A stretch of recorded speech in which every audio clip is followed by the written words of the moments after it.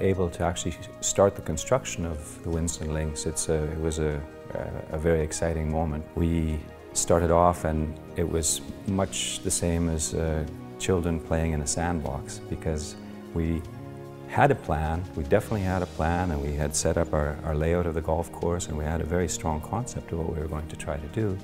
But in the course of the development, just like the kids in the sandbox, you create something and you get inspiration from what you started. The construction of the golf course at the WINSTONlinks began in September of 2008, and we had a pretty good start, really. We got a number of holes kind of roughed in before the winter came. We had a good hard winter. We had snowfall and had to really shut things down until March of 2009. Came back, carried on with the work, and through the whole of 2009, other than the break over the winter months again, we worked right up until the 8th of September of 2010. And that was the day that we had our seeding party, which is what is sort of a traditional thing on a golf course. When you finish seeding the last hole, it's definitely time to celebrate, because that's a great achievement. One of the unique things about the links at Winston Golf is the fact that we chose to seed the entire golf course with one blend of seed. It's a pure fescue. There are 3 different types of fescue grasses that are in this mixture, but all of the playing surfaces, the tees, the fairways, and the greens are all seeded with exactly the same mix.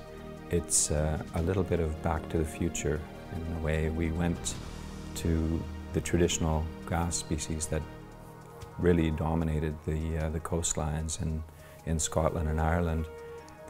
The fact that we've used this blend of seed from tee to green makes it, I think quite unique, and I have to be honest with you, I'm not aware of any other golf course in continental Europe that's been seeded that way. I think if people are aware this is not a true links, this is the WINSTONlinks.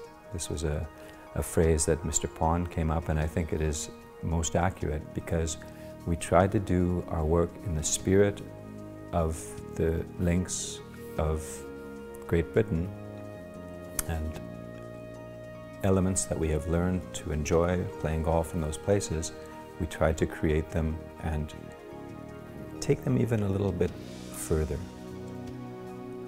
Because we had the opportunity to create this golf course, we don't have the big flat area somewhere that we had to kind of just deal with because it was there.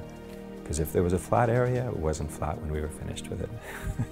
And we tried to take the highlights that we have seen and experienced in many other places and bring them all to life at the WINSTONlinks. So when you come out and play this golf course, be prepared, because it starts from the first tee and it doesn't end until you get to the 18th green. In the design brief for the WINSTONlinks, Mr. Pond made one point very clear. He said it's very important that this golf course is enjoyable to play.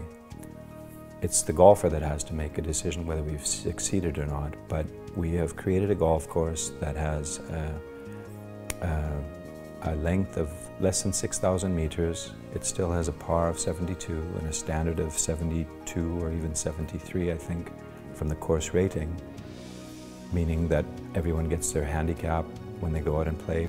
There are very few places where you're going to lose your golf ball, and if you've got a bit of patience and look at the way to get around the golf course, you can actually go out and play your handicap and enjoy yourself.